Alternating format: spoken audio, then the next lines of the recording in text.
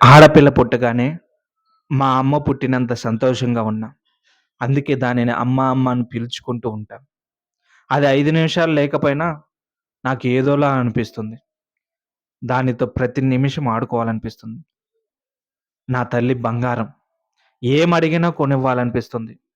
బంగారం అడిగినా, డబ్బులడిగినా ఇవ్వాలనిపిస్తుంది. చిన్నప్పుడు బొమ్మలడిగితే కొనిచ్చాను. చదువుకునేటప్పుడు బుక్స్ అడిగితే కొనిచ్చాను. 6 తరగతిలో. సైకిల్ అడిగింది. నేర్చుకుంటూ పడిపోతుందని తెలుసు. మళ్ళీ స్కూలుకి ఎలా ఎళ్తుందో కూడా తెలీదు. భయపడుతూనే కొనిచ్చాను. ఎందుకంటే వాళ్ళ ఫ్రెండ్స్‌కి సైకిల్ ఉంది కాబట్టి.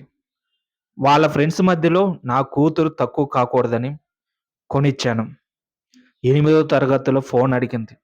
వీడియో గేమ్స్ ఆడటానికి, ఫేస్‌బుక్ చూసుకోవటానికి. వాళ్ళ ఫ్రెండ్స్‌కి కూడా ఉంది. అందుకే కొనిచ్చాను. లేదన్నా కూడా వింటుంది. కానీ తనలో తాను బాధపడుతుంది. నా కూతురు బాధపడితే నేను చూడగలనా? తట్టుకోలేను కదా! అందుకే కొనిచ్చాను. చూస్తుండగానే చాలా పెద్దదైంది. ఎంత పెద్దదైందంటే, ఏది కావాలన్నా ప్రేమగా అడిగేది. కానీ, ఈసారి డిమాండ్ చేస్తోంది. కాలేజీకెళ్ళింది. కాలేజీకెళ్ళగానే ఇంకా ఎక్కువ డబ్బులు అడుగుతా ఉంది. టెన్షన్ పడుతూనే ఉంటుంది. చదువంటేనే టెన్షనేమో! ఎన్ని చదవాలి నా తల్లి? ఎన్ని సబ్జెక్టులుంటాయి? నేను చదువుకోలేదు కదా! చదువు అంటే టెన్షను ఉంటుందని చాలా అనుకున్నాను.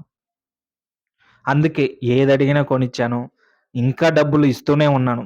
కాలేజీకెళ్ళిన తర్వాత చాలా డబ్బులడిగింది. ఇస్తూనే ఉన్నాను. అప్పు చేసి మరీ ఇస్తున్నాను. నా తల్లి బాధపడకూడదని. నేనిచ్చినవే చాలక వాళ్ళ ఫ్రెండ్స్‌ని కూడా అడిగింది. ఫ్రెండ్స్ అంటే క్లాస్‌మేట్స్ కాదు. ఫేస్‌బుక్, ఇన్‌స్టాలో పరిచయమైన వాళ్ళు. అందరూ అబ్బాయిలే. ఇంట్లో బాగోలేదని, ఇంట్లో పరిస్థితులు బాగోలేవని, నాన్న ఏం చేయలేడని, అమ్మ ఏం చేయట్లేదని అడిగింది. నేనిచ్చే డబ్బులు చాలక వాళ్ళని ఎందుకు అడిగిందో కూడా తెలీదు నాకు. ఎందుకు అడిగిందో, కానీ వాళ్ళు రిటర్న్ అడిగేటప్పుడు వాళ్ళు మాట్లాడే మాటలు చాలా బాధగా అనిపిస్తున్నాయి. చాలా చెండాలంగా బూతులు తిడతారు. అమ్మ, అమ్మ అని పిలుచుకుంటున్న నా కూతురిని వాళ్ళ నోటితో తిడుతూ ఉంటారు. తనకెంత బాధ ఉందో తెలీదు కానీ, నాకైతే చచ్చేంత బాధుంది. అయినా కూడా అనుభవిస్తుంది. ఇదంతా ఎందుకంటే, ఆటో నడిపేవాడి కోసం. వాడిని ప్రేమిస్తుందంట. వాడిని ఇష్టపడుతుందంట. వాడికి తల్లిదండ్రులు లేరంట. నేను అమ్మ అని పిలుచుకుంటుంటే, నా కూతురు వాడిని బిడ్డలాగా భావించి, అన్ని కోరికలు తీరుస్తుంది. ఎంత డబ్బు అడిగినా ఇస్తుంది. నా దగ్గర నుంచి తీసుకున్న డబ్బులు, వాళ్ళ ఫ్రెండ్స్ నుంచి తీసుకున్న డబ్బులు అన్నీ వాడికి ఇస్తుంది. వాడు ఆటో నడపటం కూడా ఆపేశాడు. మందు తాగటం, సిగరెట్ తాగటం నేర్చుకున్నాడు. అయినా ఇస్తుంది. నేను మార్చుకోగలను అని ఇస్తూనే ఉంది. లాస్ట్‌కి ప్రాణం కన్నా ఎక్కువగా ప్రేమించే నాన్నను వదిలేసి వాడితో వెళ్ళిపోయింది. డబ్బులివ్వటం నేర్పించింది కదా!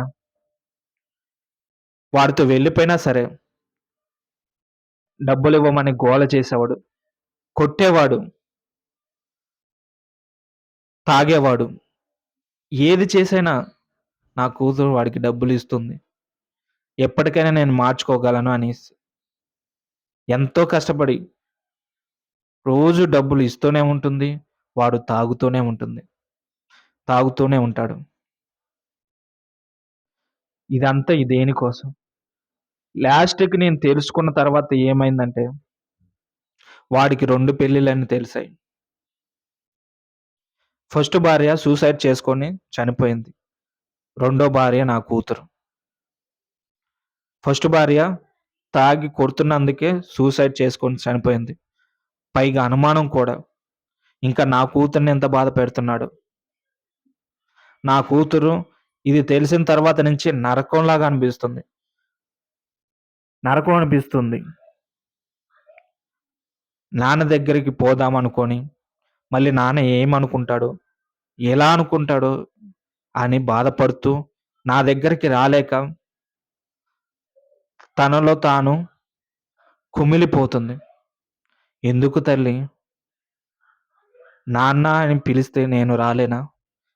నువ్వు పిల్లా పాపలతో సంతోషంగా ఉన్నా కూడా, నాకున్న కొన్ని డేస్ నా తల్లితో గడపాలని నాకుంటుంది.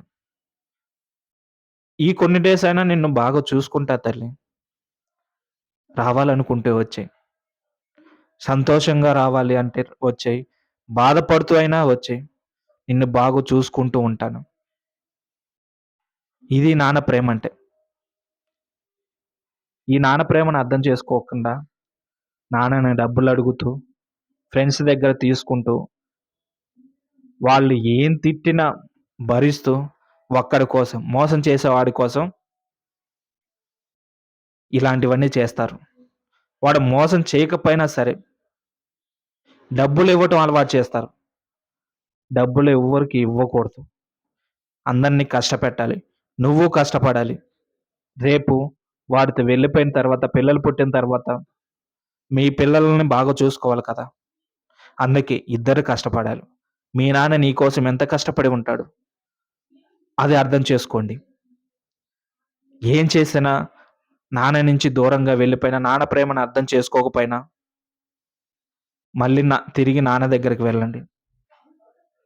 బయటికి తన ప్రేమను అర్థం చేసుకోలేదని కోపం మీద ఉన్నా కూడా, నీ మీద ప్రేమ లోపల అలానే ఉంటుంది. వెళ్తే తప్పకుండా క్షమిస్తాడు. సో, వెళ్లి ఒకసారి ట్రై చేయండి. నీలాగా ఎవరు చేయకూడదని టీనేజర్స్‌కి